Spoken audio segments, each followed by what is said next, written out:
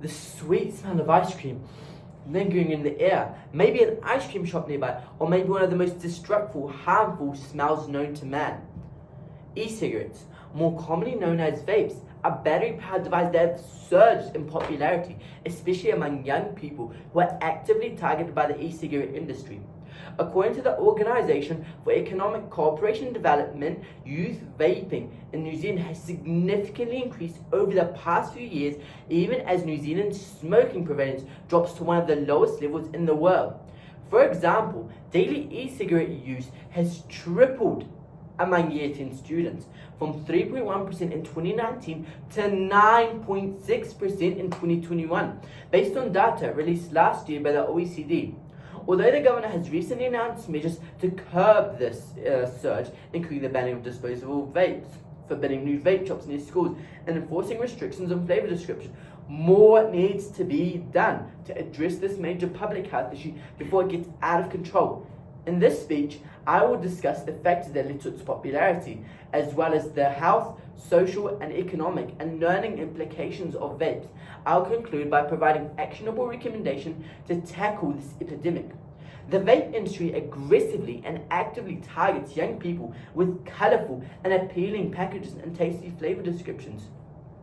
Youth 19 in New Zealand surveyed the greatest motives given by youth for vaping, and 50% respond by saying that they believe they are cool and intriguing.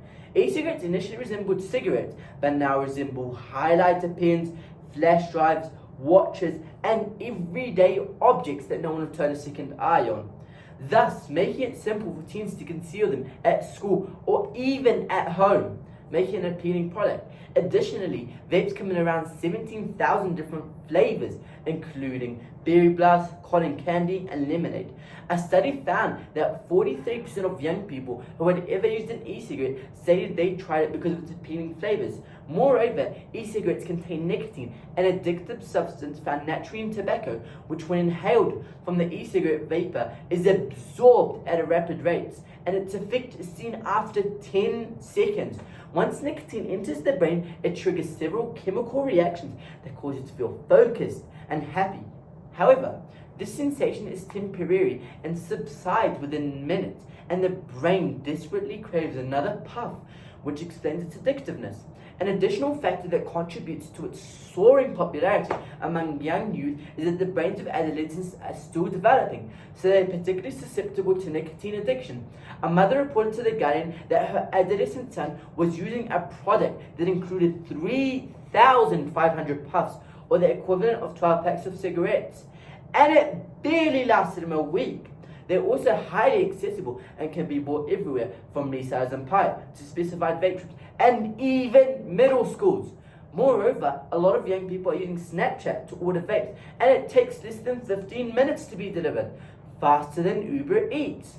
Moreover, e-cigarette manufacturers deceive young people by promoting their products as a healthier alternative to smoking. Thus, teenagers believe that there is little to no risk and they are only inhaling nice gases. According to findings from the National Institute of Health, more than 50% of senior secondary students who were asked about their opinions of vaping responded that it was just flavoring. However, studies have shown that age can predispose some negative consequences, particularly in those between the ages of 15 and 24, as will be explored soon. Peer pressure and the desire to fit in are frequently the causes of kids' first introduction to vaping, according to Dr. Catherine Williamson. This peer pressure, combined with young people's nature to experiment with things, further influences whether they take up vaping. Youth 19 in New Zealand surveyed the greatest motives given by youth for vaping, and 44% of teenagers used the devices out of curiosity, and 42% did so because a friend vapes. Professor Emily Banks of epidemiology at the National Health University expressed her deep concern about youth vaping and the negative effects of the nearly 200 different chemicals that vapes contain. Her research team found that some of the short-term effects of vaping were poisoning, particularly in young kids, seizures and unconsciousness as a result from an excess of nicotine. Other symptoms include chest pain, respiratory infection, sleep disruption, coughing and asthma attacks.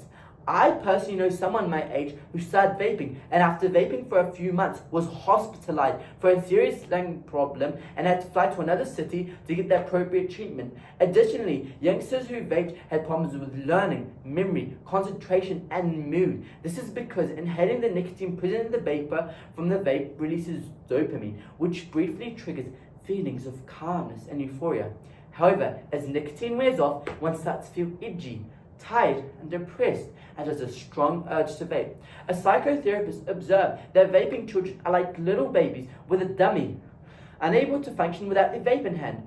As for the long-term effects of vaping, researchers reported that it is clear that there are negative long-term effects, but it is unclear what those specific effects are, as vaping hasn't been around for long. Vaping also harms the people around you, even if they do not smoke. Researchers have conducted experiments and have found that the quality of air indoors was greatly affected when people smoked e-cigarettes. They found ultrafine particles consisting of aldehyde and heavy metals and many other harmful chemicals. The study concluded that the pollutants emitted by e-cigarette users greatly affect passive bystanders and lead to increased asthmatic reactions and harm to the lungs of the bystanders. Another issue with vaping is that it is virtually impossible to police, as it can be done so quickly, so subtly, and so quietly. This explains why it has become commonplace in schools, as significantly disrupted learning in schools, and teachers are having to take valuable time out of lessons to confiscate vapes and monitor toilets. A 2021 study by the University of Sydney discovered that e-cigarette users skipped assignments, dropped classes, and had lower GPAs than non-users. It is critical that this issue is urgently addressed, as researchers at the Australian National University found that young vapers were 3 times more likely to start smoking traditional cigarettes than those who haven't vaped. I personally know a lot of teens who used to smoke e-cigarettes and now also smoke normal cigarettes. A measure that schools could implement to curb vaping is the installing of vape detectors that can recognize any e-cigarette vapor and notify teachers in real time. Schools that have already implemented this system reported that it was an effective deterrent. Furthermore, to tackle the common misconception that vapes are risk-free just because they are less harmful than traditional cigarettes, and to raise awareness on the adverse health effects, mass media campaigns need to be implemented. Successive major studies have shown that they played a critical role in shifting social norms around smoking and reducing its prevalence, as well as addressing other public health issues, so they are likely to be effective in the context of addressing the vaping epidemic, especially because they can promote public health discussion about vaping and facilitate the denormalization of vaping behavior, especially among young people.